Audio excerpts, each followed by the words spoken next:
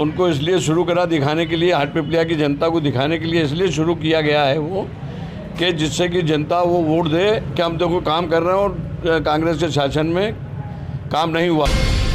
गद्दार लोग जो हैं, जो बिक गए हैं, एक व्यक्ति की स्वामी भक्ति में चले गए हैं, कहते हैं स्वाभिमान में, लेकिन ये स्वामी भक्ति जो सिंधिया की स्वामी भक्ति में चले गए, उन्होंने लाखों करोड़।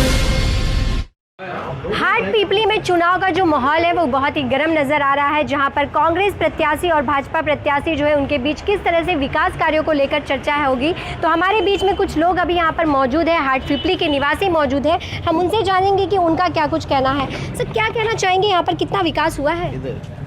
यहाँ पर जो है विकास की गति बड़ी धीमी है, और जो सड़कें पास हुई थी कांग्रेस के शासन में पास हुई थी, उनको भी रोक दिया गया बीजेपी के शासन में। अब वापस उनको इसलिए शुरू करा दिखाने के लिए, हाटपिपलिया की जनता को दिखाने के लिए इसलिए शुरू किया गया है वो, कि जिससे कि जनता वो वोट दे कि हम देखो काम कर रहे हैं और कांग्रेस के शासन में काम नहीं हुआ था। वो दिग्भ्रमित कर रहे हैं यहाँ की जनता को। तो हमारा जनता से निवेदन ये है कि जनता जो है उनके बहकावे में ना आए, और जो काम कमलनाथ जी के राज्य में चल रहे थे और जो अच्छे और सुचारू काम चल रहे थे, उन कामों की ओर ध्यान दें, जिससे कि प्रदेश की प्रगति आगे बढ़े।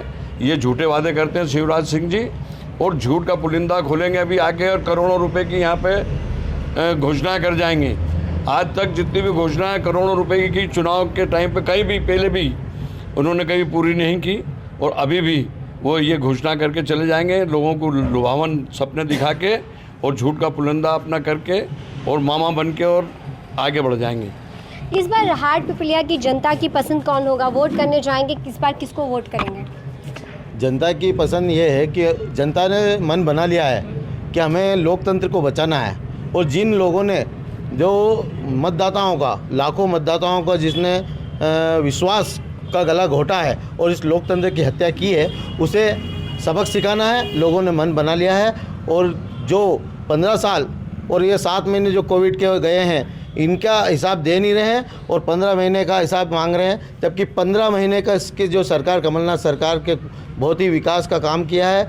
लोगों को, जो किसानों के हक में इन्होंने जो कमलनाथ सरकार ने काम किए थे कर्जा माफ़ी का, वो कहीं किसानों के मुद्दे पर ये जो लोग, गद्दार लोग जो हैं, जो बिक गए हैं, एक व्यक्ति की स्वामी भक्ति में चले गए हैं, कहते हैं स्वाभिमान में, लेकिन ये स्वामी भक्ति जो सिंधिया की स्वामी भक्ति में चले गए, उन्होंने लाखों करोड़ों किसानों का नुकसान कर दिया है। जहां पूरे क्षेत्र के अंदर हर वर्ग का व्यक्ति 100 यूनिट का 100 रुपये का जो बिल चल रहा था, उस बिल के लिए जनता कभी माफ़ नहीं करेगी इन गद्दारों को। दूसरा, जिन लोगों का कर्जा माफ़ हुआ वो माफ़ नहीं करेंगे। यहाँ रोजगार, बेरोजगारों को जो हमारी कमलनाथ सरकार जो है, उन्होंने निडर और शुद्ध का युद्ध जो छेड़ा था, उस कारण से जो जिस तरीके से अत्याचार रुके थे, जो बलात्कार रुके थे, आपने देखा होगा कि कुकरेजा की जो बिल्डिंग गिरी और कुकरेजा के इधर छापा डाला। यहाँ पर जीतू सोनी नाम का एक गुर्गा है, जिसके कई लड़कियाँ उनके उसमें से निकली, उन शुद्ध का युद्ध छेड़ा। इनसे ये घबरा गए, वो बौखला गए, जिससे इन्होंने खरीद फरोख्त करके इस संविधान का नुकसान किया और लोकतंत्र की हत्या की, जनमानस को कहीं न कहीं बेचा। तो ये जो व्यवस्था बनी है, इसमें पूरी तरह से जनता समझ चुकी है कि लोकतंत्र के हत्यारे कौन है।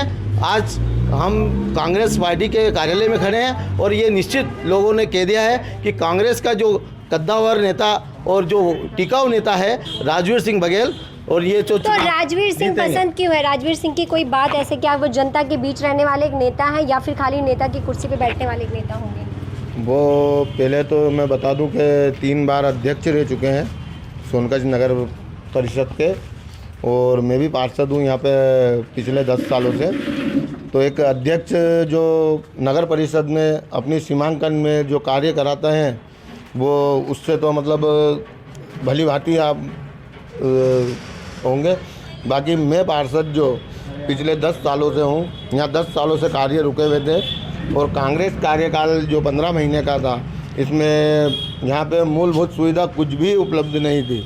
और उसके अलावा यहाँ पे अपने पानी की जो समस्या थी, हमको जो हमारे समस्या अभी भी है या खत्म हो गई है समस्या? पानी की समस्या तो अभी भी बनी हुई है। और कमलनाथ सरकार ने जो जयवर्धन सिंह जी अपने नगरीय प्रशासन मंत्री थे, उनने हमें 96 लाख रुपए का जो पैकेज दिया था पानी के लिए, उससे हमने हर वार्डों में होल लगाए थे और महाबोर भी करे थे। उससे कुछ वार्डों में पानी भी निकला, कहीं पे पानी भी नहीं निकला। और हम तो यही चाहते हैं कि अब बिकाऊ नहीं टिकाऊ चाहिए।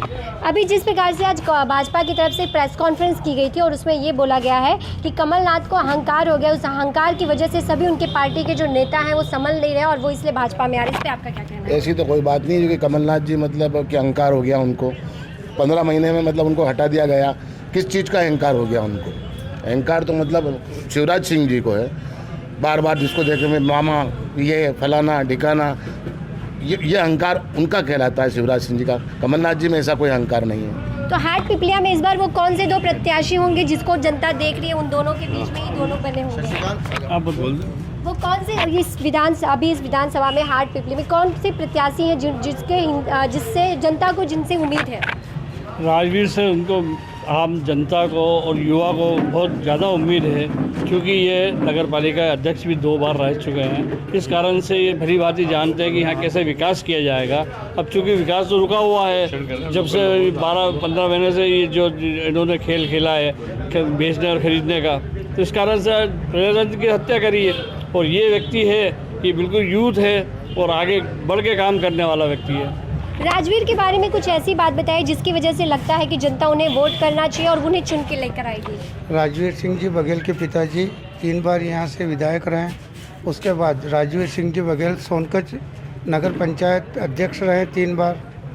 इसलिए युवा हैं, युवा होने के नाते ईमानदार हैं।